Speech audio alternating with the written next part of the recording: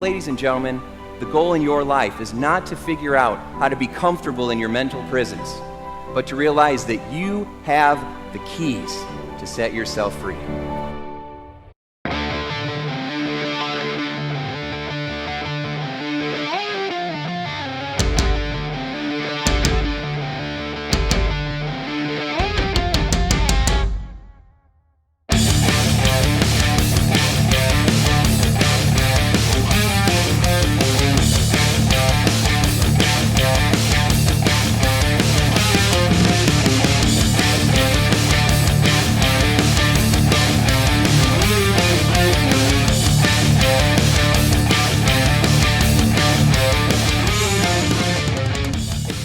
Hey everybody, welcome to How to Be Mesmerizing. It's Tim Shurr, and today I have a legendary guest. Les Brown is with us. Ladies and gentlemen, Les Brown. Woo! Thank you. Thank you very much. It's a plum-pleasing pleasure as well as a privilege. How's everything going? Everything, it couldn't be better. You know, I heard someone say, if I had a tail, it'd be wagging. Well, I love it. I like that. Yes. Okay. So this is a real treat for anybody that didn't grow up on planet Earth and doesn't know who Les Brown is.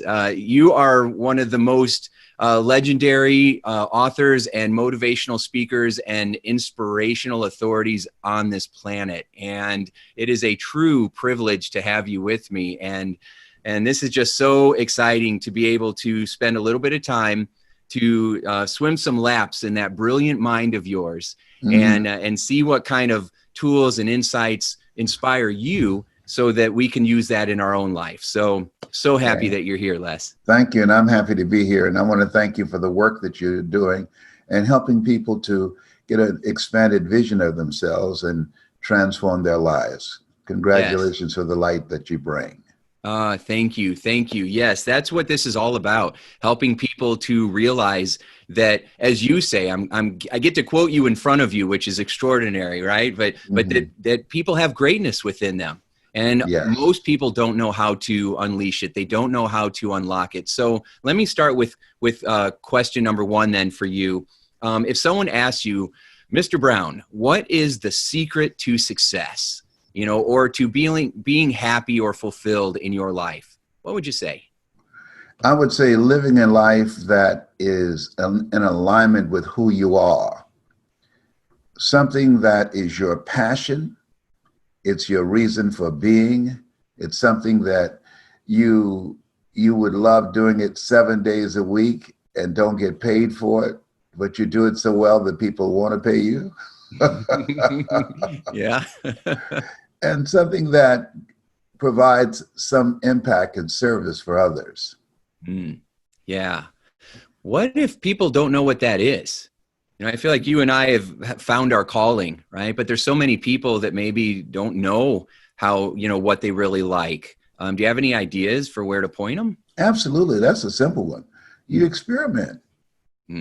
That's all. I mean, I used to be a disc jockey. I was a community activist. I was a state legislator. I was a photographer. I used to produce concerts. I was a master of ceremonies. I've done a variety of things working to find out what was my sweet spot. What was that something that I was chosen to do? You know, they say the two most important days of your life are the day that you were born and the day that you realize why you were born. And the day that I realized I was born to speak, I became a different kind of person. It introduced me to a part of myself that I did not know at that time.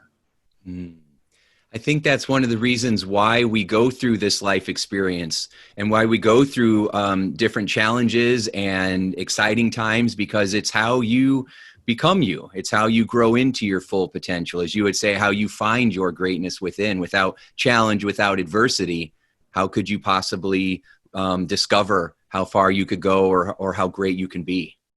Well, the other thing is we have to reverse what has been done to us. We had 12 years of indoctrination, not education. It's your intelligence is measured based upon your ability to memorize, not to think.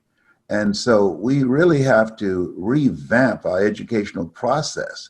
to teach people how to think, how to be creative. We were created by the Creator to create. And unfortunately, when you have an educational system that you are not challenged to think, you can tell them that Columbus discovered America and it was occupied by Indians. So, that's like going outside and you discover my car. Well, I hope you discover the car payments and the insurance costs and build a holiday around a lie. It's so true. I mean, that's really sage advice. And not just the knowledge that we're taught, the academic knowledge, but, people also have 12 to 18 years of emotional programming that often cause them to feel like they're not good enough, like they don't deserve to be happy, that they're not worthy of success. And that is equally troubling because it's false. And so this journey, and that's why, I guess, why we do what we do, right? And why you do what you do. What made you decide that you weren't going to put up with that or tolerate that you were going to take a stand for you and then also for, doing it in public, right? And sharing it, taking a stand for others, right? I had a defining moment in my life when I was in fifth grade. I was labeled educable, mentally retarded, and put back from the fifth grade to the fourth grade. And I failed again in the eighth grade. But my junior year in high school, I met this instructor, and I was in his class looking for a friend of mine. And he said, "Young man, I want you to go in the front of the class and read this script. I want you to work this out for us." Mm-hmm. And I said, "I can't, sir." And he said, "Why not?" I said, "I'm not one of your students." He said, "Look at me." I said, "Yes." Mm-hmm. He said, "Do it anyhow." I said, "I can't."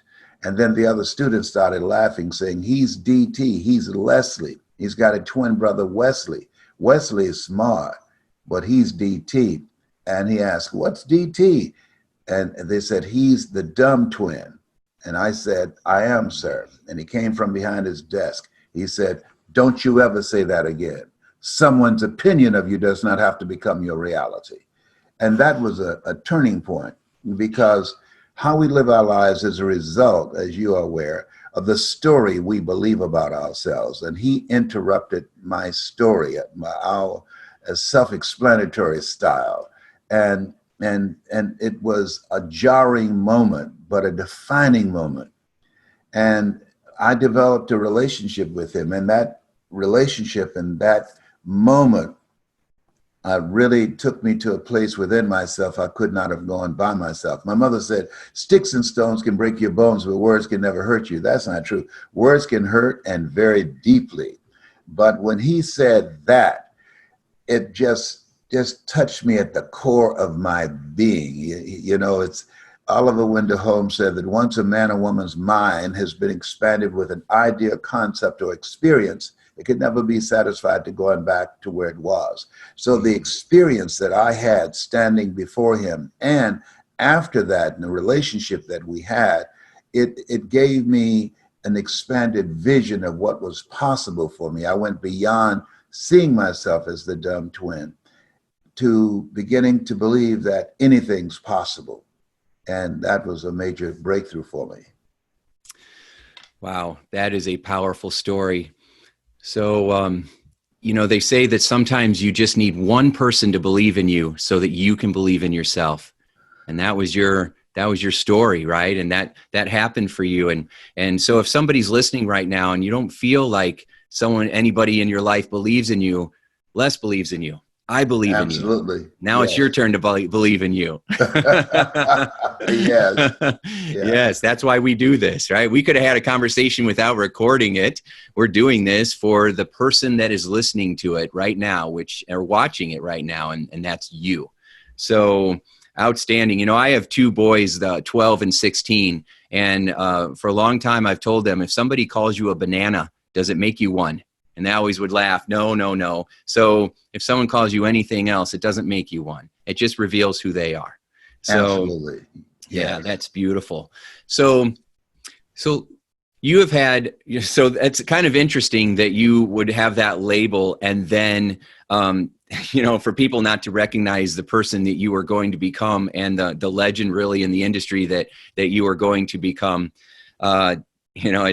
It's the same thing. I said the same thing to Albert Einstein, Mhm. right? That he wasn't very intelligent. Okay. No, So they got that one wrong. they say he fell in the third grade 3 times. He was just getting warmed up. That's all. Right. So then you went on and you've created an extraordinary business. So if somebody was, an entrepreneur, a business owner, or running a company, and but they had to start all over for whatever reason, they had to start on a shoestring budget. What advice would you give them if you had to start all over from scratch, knowing what you still know, having the wisdom that you've gained? What would you do? I'm glad you asked that question because we have 40,500,000 people who've had the rug snatched out from under them financially, who've lost their jobs out of nowhere because of the coronavirus. And before the coronavirus, the suicide rate in this country increased by 32%. So it truly has spiked now. But what I would say to them, and I have a friend, one of my mentees, his name is Mike Jones. And Mike Jones, if you drop him in any city in the United States, Mike Jones, give him 2 years and he will be able to get everything that he lost. And so how's that possible? Well, if you blindfolded me and dropped me off in any city in the United States, everything that you take from me, I'll be able to get it in 2 years. Now, the difference between Mike Jones and myself, I can see. Mike Jones cannot see. He's been blind since he's 2 years old. Mike Jones is a pastor. He's an entrepreneur. He has 4 different businesses. He has real estate. He wrote a book that I'm going to write the forward for it called How to Earn Over $200,000 a Year with Your Eyes Closed. Oh, Mike, good job. That's wonderful. Yeah. So the first thing I would do is if I had everything taken away, I would try and find the nearest library and listen to motivational messages. That happened for Og Mandino. Og Mandino was on the verge of committing suicide. He wrote the book, The Greatest Salesman in the World. And on the day that he looked in a window to purchase a gun to take his life, he didn't have enough money to buy it, thank God. So he's wandering around homeless, and he stumbled into a library and started reading personal development books. And that's what I would do. I would train my mind to help me to get out of the situation where I am. The people that are going through tough times right now, they need to train their minds because they've taken a hit. And so they have to fortify their faith and strengthen their confidence and allow their doubts and fears to starve to death. So I would be involved in a regimen of listening to motivational messages every day for a minimum of 2 hours, first thing in the morning, because whatever you hear first thing in the morning for the first 20 minutes will affect the spirit of your day. Next thing is I'd write down 7 things that I'm grateful for. It's called my gratitude list. 7 things that I'm grateful for. And then the next thing, I will look at the 7 things that I want to get out of the day that I spent time thinking about what I wanted to do with this day last night. And so I would spend time looking at that list of what I want out the day. If you're not smart enough and aware enough to have an agenda for your life, you will be a part of somebody else's agenda. Okay. So, and then I will learn something today that I did not know yesterday. And I do that now. There's something I'm going to learn today that I did not know how to do yesterday. And so that's for the mind piece. Next thing is I would work to find 3 core competencies, 3 things that I'm fascinated with. That's my passion that I would enjoy doing. And that's my calling. They say calling is something you love so much you do it for nothing, but you do it so well that people will pay you to do it. So I'll find 3 core competencies. This is the era, what the late Peter Drucker calls the era of the 3 C's: accelerated change, overwhelming complexity, and tremendous competition. So you don't want to be one-dimensional today. Anything can happen and take you out. So we've learned that from the virus. This has been unbelievable. Every day I'm hoping that this is a bad dream, but it's continuing. All right. So I would find three things that I'm interested in that I can provide service for people. You know, they said the greatest among you will be your servant. And so I would find three things that I could master, that I can bring out into the marketplace and monetize it. Third thing, I would create a team of collaborative, achievement-driven, supportive relationships. You can't make it by yourself today. One goose can fly 75% further in formation with other geese than it can ever fly by itself. So if you want to make it today, you want to surround yourself with people who know more than you, people who have more than you, and people who have more money than you. Why is that important? Because you earn within $2,000 to $3,000 of your closest friends. My mother used to say, birds of a feather flock together. So you want to upgrade your relationship. This man, Mr. Washington, he told me to develop my mind, develop three areas that I could master. And he said, practice the principle of OQP, only quality people. So I speak, I train speakers, and I produce books. So those are the three things that I'm using at this stage of my life, 75, to build a legacy for my children and for my children's children. I have 15 grandchildren and 4 grandsons. That's beautiful. Beautiful. 15 grandchildren and 4 great-grandsons. Oh, 4 great-grandsons. That's a beautiful family. I love that, Les. Very practical, very straightforward. Out of all of that, if I put my 2 cents in here, focus on your beliefs first. You know, because your beliefs is going to be what takes you forward and allows you to follow through on all the sage advice that you just gave, all the practical advice, or those beliefs are going to cause you to hold back because you don't think that it's going to work out for you, or you don't know anybody. You don't have to know how it's going to happen. You just have to have faith that it will, and allow yourself to receive it. I mean, I wouldn't be having this conversation with you right now if I wouldn't have cleared some beliefs. Because to be honest, when I first thought about reaching out, I'm like, he's not going to talk to me. And I'm like, what is that? What is that about? You know, Les and I are going to be buds. This is going to be great. Right. And so I had to change that belief, and here we are. And it's amazing.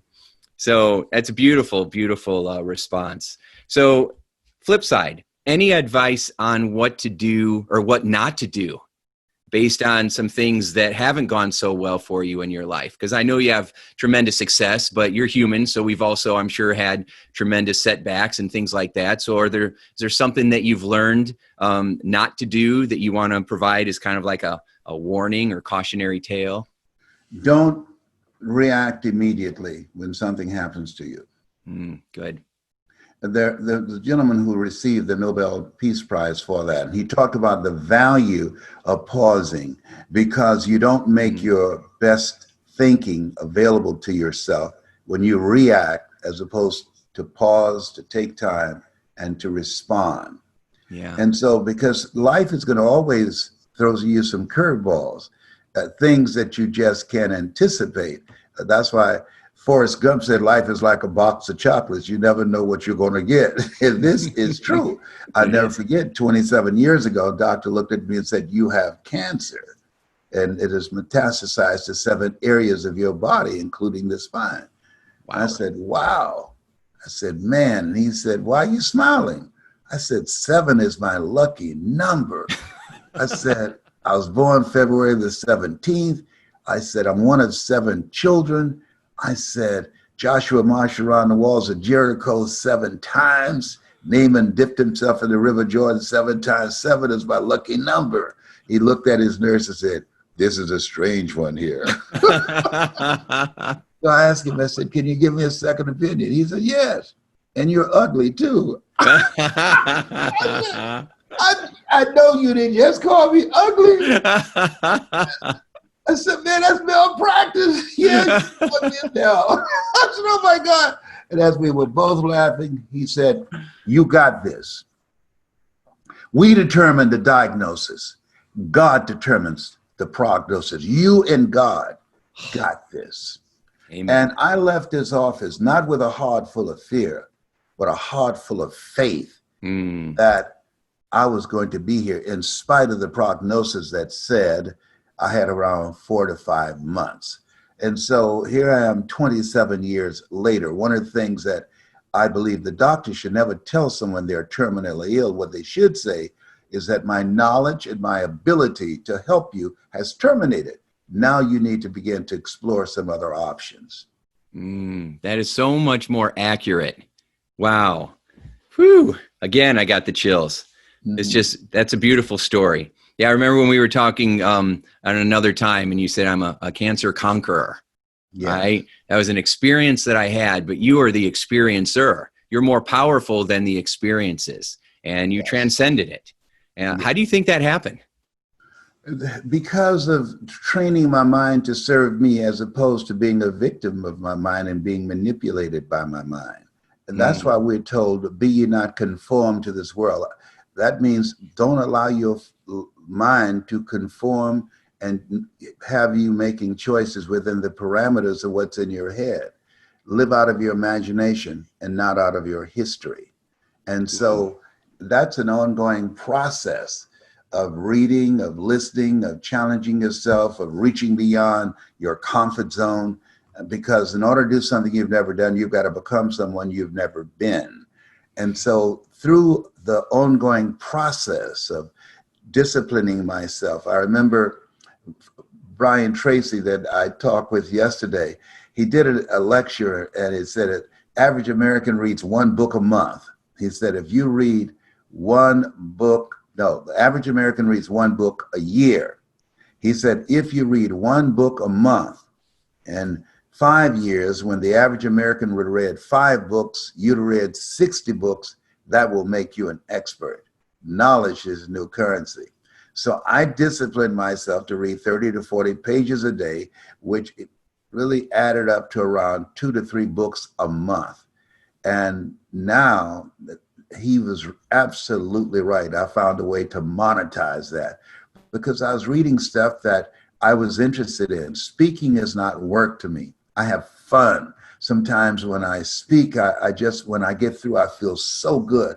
I just want to just pass out $1,000 bills to all the members in the audience. I'm sure they'll be very excited. Oh, that's beautiful. Well, you kind of answered my next question. I was going to ask you, what do you do each day to create fulfillment in your life? Is there a routine or a habit or something that you do that kind of gets you in the mood to create or share? That's a good question. I'm not into sports. I don't watch other people live their dreams. So I read. I listen to messages, motivational messages every day. That my nephew and my grandson, they are just bored because I played around them because I wanted to get into their minds very early on. I like doing what I'm doing now, talking with you. I like helping people to explore options on how they can use their talents more effectively. I like the personal challenge. I have a friend, I called him and he said, hey man, what's going on? I said, well, what's going on with you? He said, well, my wife is preparing me to go to hospice. I said, why? And they said that cancer has metastasized in my body and there's nothing we can do. I said, well, don't include you in the we. Nothing they can do. Let you and I have a conversation about this. I've been dealing with this for 27 years. So 2 months later, he's not going to hospice. He was in bed for 3 weeks prior to that phone call. He got out of bed that day. He's actively engaged in a process. They told him, we're going to provide for you palliative care. I said, you don't want that. You want a game plan to fight. Life is a fight for territory. And once you stop fighting for what you want, what you don't want will automatically take over. And so when I talked to him this morning, he said, I'm going for a walk. I'm going to send you pictures. I said, okay, that movement is very important for your immune system. And it says to your body that you plan to be here. So I enjoy that, the strength and the power in his voice, his son calling and saying, "Thank you for pulling my father back from the brink. He had lost hope. Thank you so much." That just thrills me because someone has been there for me. Yeah. Wow. That's amazing. So I'm sure there's been many times in your life where you've gotten scared. And how have you learned to handle it now? What do you do if somebody was well, first, how do you do it? And then if there's somebody out there, because there's millions of people out there right now that are scared because of what's going on. So how do you recommend they start to take hold of their fear so that they move from fear to faith? It's a what's the best way to say this? It's a process that you learn, because at the end of the day, Elsie Robinson said something. He said, things may happen around you and things may happen to you, but the only things that really count are the things that happen in you. And so Zig Ziglar, he calls faith, he used an acronym. He said, I love what he says about this. He said that the majority of people, when they're confronted with a fearful situation, they forget everything and run.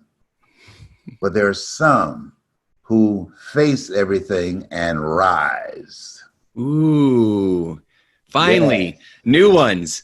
New one. I haven't heard those two before. Right. Fear. Yeah. I used to use because I had so much anxiety. False evidence appearing real. No, it was F everything and run. Oh my God. I'm praying for you, Tim. I know. I need it. I'm receiving it. Oh my God. I love it. I love it. And then I learned how to channel it into feeling excited and ready. Feeling excited and ready. Say it again. Feeling excited and ready. Feeling excited and ready. I love it. Yes. Yeah. Okay, I'm going to use that. We're both taking notes. Yes. Okay. Yes. You can tell people who are students of success and motivation because we're always taking notes. Yes, absolutely. Yeah. So when those times come, you have to stop and pause and look and think and collect yourself, because there are a lot of things in life that will throw before you. And you just want to pause for a moment. And I remember when the doctor told me, he said, listen, your PSA is 2,400. Well, and 1 to 4 is normal. I said, well, should I bother going home? And I said, well, you know what? PSA, prostate specific antigen. Well, I'm going to change that. He said, to what? Positively staying alive. Oh, that's outstanding. Oh. Yes, he said, if that works for you. I said, it does work. It's worked so far. That's right. I'm still here 27 years later. February 17th, I turned 75. And wow. I tell you, I feel like I used to think people in their 40s were old. Now that I'm 75, I feel like I served at the Lord's Supper. That's a lot too, because laughter, as you know, it boosts your immune system. 1 minute of anger weakens your immune system for 4 to 5 hours. 1 minute of anger weakens your immune system for 4 to 5 hours. 1 minute of laughter boosts your immune system for over 24 hours. So when people get through watching us, they won't get sick for 30 years. You heard it here. That's wonderful. That is so true. And that's been backed up as well. I had the honor of doing a keynote one time in Wisconsin with Dr. Bernie Siegel, who is a famous oncologist, and he wrote great books like How to Be an Exceptional Cancer Patient, and he said the same thing. He said he just confirmed everything that you said, from his practice and what he's seen, and so there is strong truth and that to back up everything that you're saying. So Awesome. All right. So let me ask you this then. So what's some of the best advice you were ever given? I think the three most important things.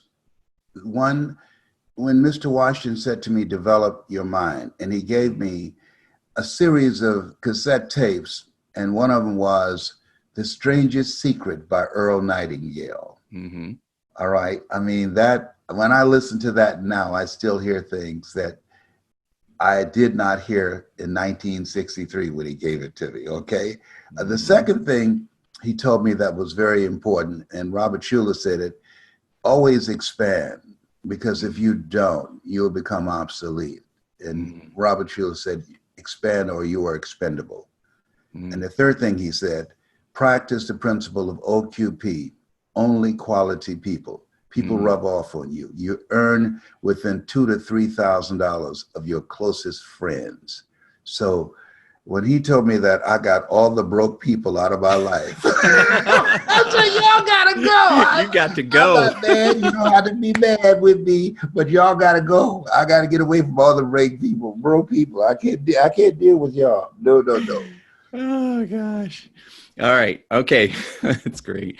All right. So here's a new segment I'm introducing to my program. And I asked my boys, because I've been telling them about, our interview and you coming on and how exciting it is. And I said, here's someone who, is extraordinary. Do you have any questions for them? And so I got a couple questions from my kids for you. Okay. Oh, good. Yes. So this comes from Aiden. He's 12 years old. Okay. He says, are you satisfied where you are now, or would you like to go further? I am not satisfied where I am now, Aiden. I'm so excited that you asked that question. I'm working on producing a New York Times bestseller. I'm working on a global communications business that I'll be able to leave for my children and my grandchildren. And I'm working on getting a six-pack like your father. After this interview, I'm going for a walk. Oh, I thought you saw the beard that was hidden over here. That's wonderful. All right, he has a second question. Did you ever imagine in your wildest dreams when you were first starting out that you would accomplish the things that you've accomplished? No, Aiden. Because of my background, I was born in an abandoned building on a floor in a poor section of Miami, Florida, with a twin brother. And when we were 6 weeks of age, we were taken in as foster kids, and ultimately we were adopted and raised in poverty. So I never envisioned living the kind of life that I'm now living, where I've been speaking for over 50 years in over 51 countries and to over 1 billion people. I never envisioned that. Yes. Woo, that's extraordinary. Okay, now I have two questions that come from my 16-year-old. He's going to be a junior in high school. He said, what's his name? Oh, I'm sorry. His name is Maximus. Maximus. Oh, I love that name. Aiden. Okay, go ahead. Aiden Alexander, the Great. Mm-hmm. All right. So he's probably going to be mad that I just said that. But okay. So Maximus says, or asks, how did you find your motivation and what drives you today? Maximus, I found my motivation through my mother. I'm here because of two women. One gave me life. The other one gave me love. God took me out of my biological mother's womb and placed me in the heart of my adopted mother, Maximus. And so my adopted mother, Mrs. Mamie Brown, I feel like Abraham Lincoln, who said, all that I am and all that I ever hope to be, I owe to my mother. Yeah. And I was motivated and inspired by her example, taking in 7 foster kids and ultimately adopting us. Wow. And I was inspired to buy her a home and to take care of her, to say thank you. And I did that. And in pursuing the skill and ability to generate the income to do that, and I bought 4 different homes for her before she passed at 89. I became a different kind of person than my brothers and sisters who did not have that kind of ambition and drive. They were just focused on getting a job. I was focused on becoming an entrepreneur so that I can say, Mama, you'll never pay another bill. Mama, you can sit down now. You will never work again. Because I remember, Maximus, my mother saying that if your wife, when you get married, has a job and a husband too, one of them's got to go. So I was taught that women weren't supposed to work and not pay bills. And so I was driven by the things I learned from my mother that gave my life a sense of fulfillment. That's beautiful. All right, Max's second question then. Were you ever in a rut or feel blocked, and how did you get out of it? I was in a rut. When my mother died, I've never seen anyone die before. I was holding her hand. My best friend died within 3 months. And I went through a divorce from someone that I loved very much. And I had a nationally syndicated talk show that I was paid $5 million to do. And it was the fastest canceled talk show in the history of television. It was #1, but they canceled it. So Max, I was in a rut for a period of time. And then shortly thereafter, my son came in my room, my youngest son, John Leslie, he was 14 at the time, because I had been diagnosed with cancer and given about 4 to 6 month prognosis. And he came in my room and he said, "Are you going to die?" And I said, "We're all going to die." He said, "No, I want to ask you, are you going to allow this cancer to kill you?" Wow. And I said, "Why are you asking me this?" He said, "Because I don't see you fighting. I don't hear anything coming out of the room, no sounds, no motivational messages. You got the shades down. There's no music that's inspiring and uplifting. You're very quiet. This is not the dad that I know." And Max, I just sat there for a moment. He said, "I'm asking you again, are you going to fight?" I said, "Yes, I'm going to fight. Yes, I'm going to fight." I got up and I pulled the blinds up and I said, "Thank you for that question. I'm going to fight." He said, "You taught me life is a fight for territory. And once you stop fighting for what you want, what you don't want will automatically take over. I want my dad back." Oh, gosh. Let me tell you something. I was crying like a little kid. I said, "Put your lights out." I know. Oh my God. I just want to give John a big hug right now. He'd be like, "Why are you hugging me?" I'm like, "Don't." I came out the room and here I am. Wow. Wow. All right, John, I know you're listening. So good job. Good job, man. Yes. Good job. Okay. So, oh, wow. That was excellent. All right. Thank you. All right. Now I have a question from my wife. Yes. Her name is Stacy. I'm getting the whole family in. Yes. Stacy. Stacy, Babasi, Stacy. That's right. She's going to love it. So she wants to know, did you ever have an aha moment or an experience that was traumatic that helped in you informing the person that you are today? I know you've talked a lot about that already. Do you recall you've definitely talked about some traumatic things you've experienced. Was there ever an aha moment besides 5th grade where you're like, hey, wow, like maybe when your speaking career started to really take off and you're like, I can really do this? It's an unusual aha moment. Okay. I was called upon to speak at the Georgia Dome before 80,000 people. If you go online and put in Les Brown speaking in the Georgia Dome, I'm speaking before 80,000 people. I came there not knowing that. I thought I was going to be speaking in a banquet room. And so when they had security walking me to the wardrobe room, the guy asked, "What is it like to speak to 80,000 people?" I said, "I don't know. Most I've spoken to, probably around 1,000, 2,000. He said, "You don't know?" I said, "No." He said, "You'll find out today." I said, "What are you talking about?" He said, "Come with me." And he took me And he took me where I could see the people seated in the stadium, the Georgia Dome. I said, oh my God. And I took off running down the hall, going to the bathroom. I said, I'll be right back. It's number one. Oh, I can't even. Yes, I know. And so they called Mike Williams. He wrote the book, The Road to Your Best Stuff. The Road to Your Best Stuff. He's been my mentor for 51 years. And I said, call Mike. And he was there. And I said, you got to talk to me. He said, you're scared, aren't you? And I said, yes, I'm talking to him through the door. He said, come out, Brownie. And I said, Mike, I can't hear the voices. He said, listen to me. He said, they came to see you. You didn't come to see them. Mm. He said, come out, Brownie. I said, Mike, I don't know if I can do this. He said, Brownie, are you listening? I said, yes. Come out and make your mother proud. I said, Mike, don't use my mama on me.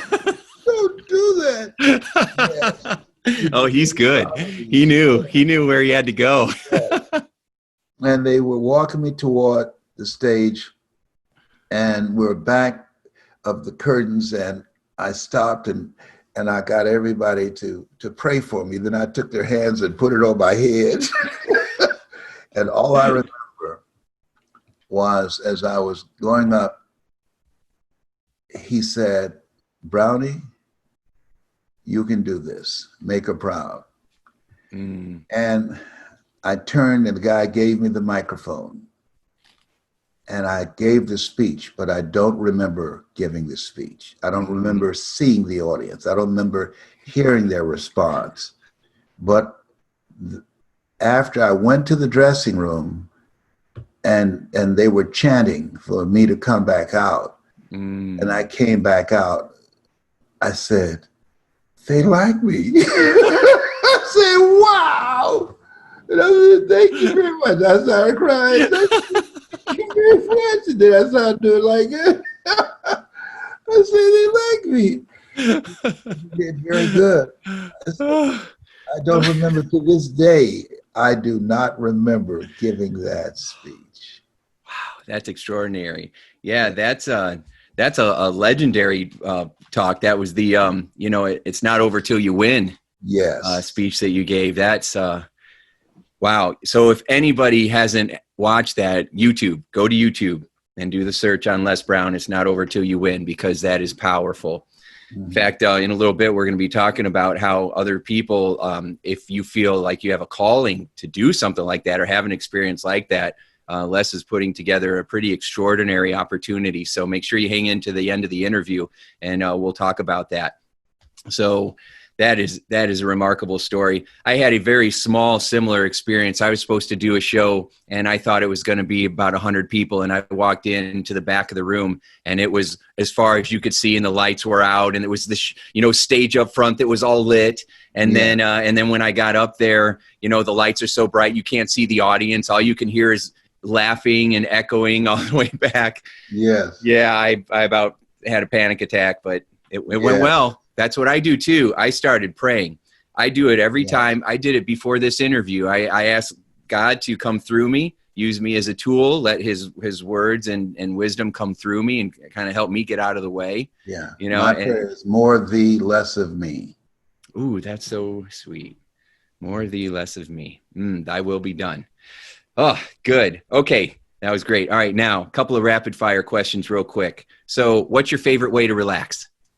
My favorite way to relax is meditation. I meditate and I listen to Asian meditation music that they play in spas. Mm-hmm.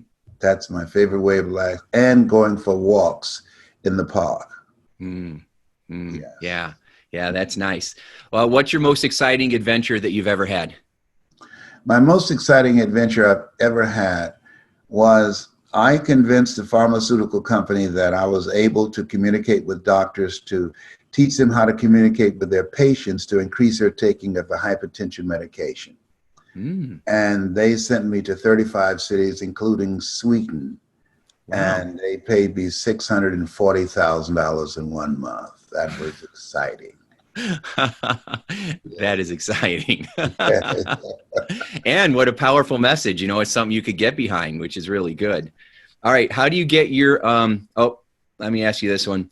Who is one of the coolest people that you've ever got to meet?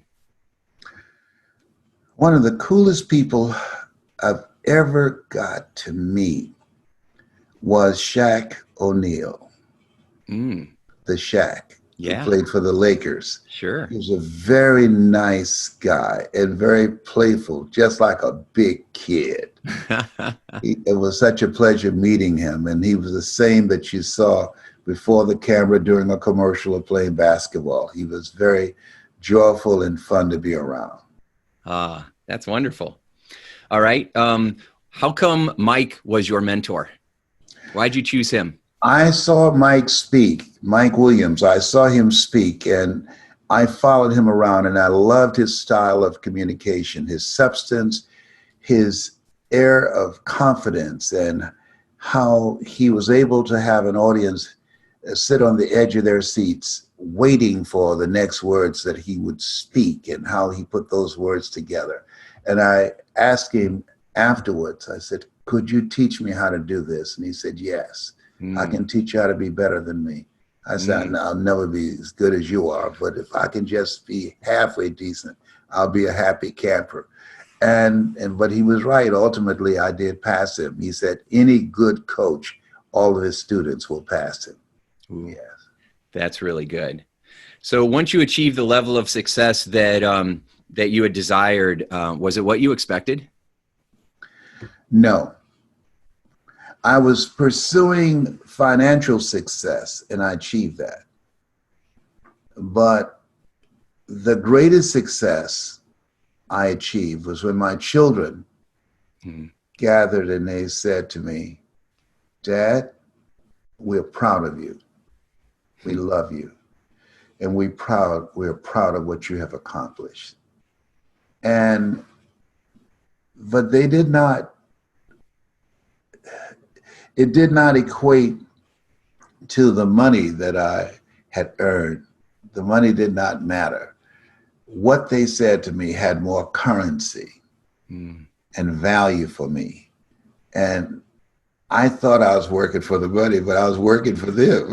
Because I love to make large amounts of money. But that did not replace the love and the appreciation and the admiration of my children. That was the greatest day in my life. Oh, that's beautiful. That's beautiful. I feel the same way. So if you could, this is my favorite question, and I know you've been asked it before, but if you could travel back in time, knowing what you know now, taking all these decades of wisdom and go back and meet Les when he was, 10, 11, 12, what advice would you give him? I would tell him, go for it. Bet on you. 14 years, I did not go after my dream because I don't have a college education. I was labeled educable, mentally retarded. I was put back from the 5th grade to the 4th grade, failed again in the 8th grade. I didn't think that I was good enough to have someone to see me as a credible resource like AT&T, Procter & Gamble, IBM, General Electric, to hire me to come in and teach them how to do something I'd never done. And so 14 years, I denied myself living a life that reflected me. And so I allowed myself to be sidelined by fear and not feeling good enough. So I would say, bet on you, bet on yourself, Les Brown. What you have is enough. If I could go back, I would tell him the same thing. You bet on Les Brown. Put your money on him. You're going to be just fine, kid. You're going to be just fine. So, all right. Now, I'm really excited about this. I want you to tell me a little bit about the book that you have and then about your Power Voice course. So your book, this is the one, right? You've got to be hungry. That's yes. The right one? Yeah. So that's the one. And everybody should have a copy of this. I don't know if it's backward on there, but I'll have it in the show notes and a link. Yes, they can see it. Yes. Yeah. It took me 21 years to write that book. 3 times 7 is 21. I will start and stop, start and start and stop. It's for this time where we are right now. Yes. People will learn how to get through tough times. They will learn how to begin to overcome the setbacks. They learn how to pick yourself up when you've been devastated by life. They will learn that there's a power and a presence in you that can conquer anything that life throws at you. They learn how to overcome procrastination. And most of all, they will learn how to live a life that will outlive them. I think that's why we're all here. Horace Mann said, we should be ashamed to die until we've made some major contribution to humankind. And I believe that we're here to do that. Yeah. Wow, that's really powerful. Yeah. Wow. So good. So good. So how can people find out more about your Power Voice coaching program? The Power Voice coaching program, you learn, you earn, you pass it on. So at this stage of my life at 75, I'm looking for people that are hungry. My book is entitled, You Gotta Be Hungry, The Greatness Within to Win. And so I'm looking for people who have a passion for wanting to make a difference and also would like to build a business around their passion. And I will teach them the secrets of my Power Voice system. I have a Power Voice system that this systematic process will connect them with their Power Voice. We all have another voice. This is not my original voice. This is the voice that Mike Williams helped me to access. You have to have a coach, someone who can see what you can't see, because you can't read the label when you're in the box. And he helped me to access my Power Voice. And now at this stage of my life, I'm going to only do virtual seminars and speeches virtually, but train people who are ready to invest in themselves and want to learn how to use their Power Voice to create an experience with an audience to transform them individually and collectively. It took me 3 years to earn my first million. Now, with the technology we have today, they can do it in a fraction of the time that it took me. Because when I earned mine in 1980, there was no commercial for advertising computers. Okay, we didn't have computers and LinkedIn and Twitter and TikTok and all these other things. And so it was flying from city to city, hotel to hotel.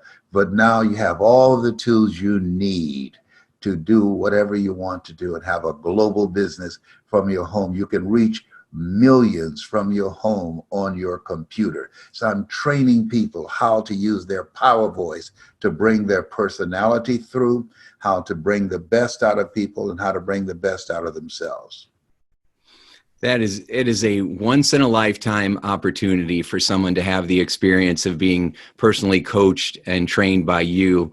And so anybody that feels a calling, anybody that feels like they have a message inside of them, anybody that wants to use their voice to make a difference in this world and add more value, I strongly recommend that you invest in this program as fast as you can, because I know it will sell out. I'll make sure we have links to everything in the show notes, because this is an extraordinary opportunity, and opportunities like this don't come along very often. So, you know, Wayne Gretzky said, you miss 100% of the shots you never take. So take this shot and you'll be glad you did.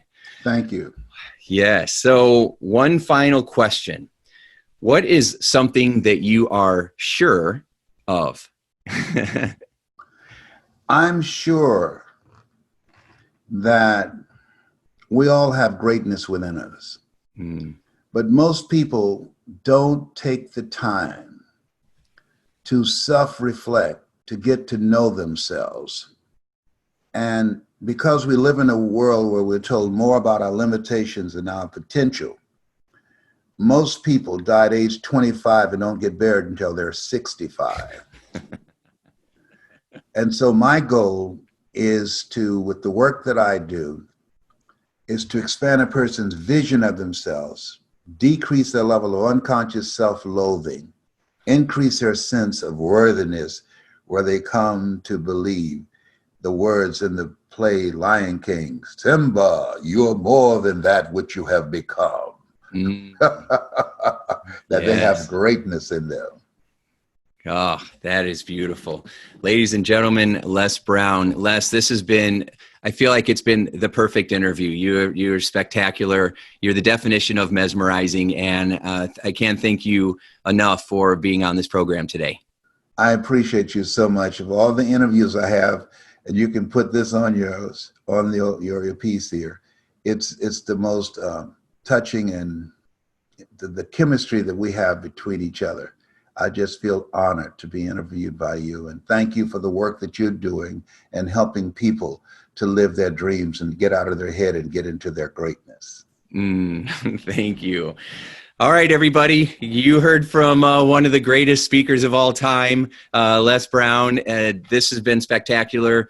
Here's a couple things I want you to do. One, I want you to go and listen to this program again, because Les dropped so much wisdom. There was so much in this that I'm going to go back and just transcribe it, and just go through it again and again, because there's so much wisdom. There's no way you can possibly get it out of listening just one time. Then you go get a copy of Les's book, because, You've Got to Be Hungry is going to be a national bestseller. And so you want to be a part of that. And then, of course, make sure you check out that interview, or that speech on YouTube that Les gave to those 80,000 people. Can you imagine, right? And it's called "It's Not Over Till You Win." So check that out. And then finally, I'll be sharing more information about how you can get involved with the Power Voice Coaching Program with Mr. Les Brown. So thanks so much for watching today. Share this with your friends, like this episode, and make sure that you make today mesmerizing. And we'll talk to you soon. Bye, everybody. Hey, would you like more free tips on how to be a mesmerizing leader? Then check out mesmerizingleadership.com, and also hang out with me on Facebook, facebook.com/Tim Shurr. Thanks so much, and make your day a sure success.